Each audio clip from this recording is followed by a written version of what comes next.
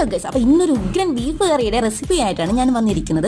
അപ്പോൾ നമുക്ക് റെസിപ്പി നോക്കാം. അപ്പോൾ ആദ്യം ഒരു ചീനിച്ചട്ടിയിൽ എണ്ണ ഒഴിച്ച് കടുക് പൊട്ടിച്ചതിന് ശേഷം സവാളയും കൊച്ചുള്ളിയും പച്ചമുളകും കുറച്ച് ഉപ്പും ചേർത്ത് നന്നായിട്ട് വഴറ്റുക.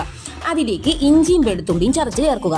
പിന്നെ അതിലോട്ട് ആവശ്യത്തിന് തക്കാളി ആഡ് ചെയ്യുക. പിന്നെയും നന്നായിട്ട് വശക്കിയതിന് ശേഷം നമുക്ക് പൊടികളെല്ലാം ആഡ് ചെയ്യാം. അപ്പോൾ പൊടികളായിട്ട് നമ്മളിവിടെ എടുക്കുന്നത് എന്തൊക്കെയാണെന്ന് വെച്ചാൽ നല്ല കശ്മീരി മുളക് പൊടിയും മല്ലിപ്പൊടിയും പിന്നെ സാധാരണ മുളക് പൊടിയും പിന്നെ ബീഫ് മസാലയും ആഡ് ചെയ്യുക. എന്നിട്ട് നന്നായിട്ട് പിന്നെയും വശക്കുക. അതിൻ്റെ പച്ചമണം മാറുന്നത് വരെ നമ്മൾ വശക്കണം. എന്നിട്ട് അതിലോട്ട് ഉപ്പും മഞ്ഞളും ഇട്ട് വേവിച്ച ബീഫ് തട്ടി എന്നിട്ട് നന്നായിട്ട് തിളപ്പിക്കുക. അതിലോട്ട് സാധാരണ പൊടി മസാല ആഡ് ചെയ്യുക. ദെൻ അതിനുശേഷം ലാസ്റ്റ് മല്ലിയിലയും കറിവേപ്പിലയും ഇട്ട് നന്നായിട്ട് അതിനൊന്ന് ഗാർണിഷ് ചെയ്തെടുക്കുക.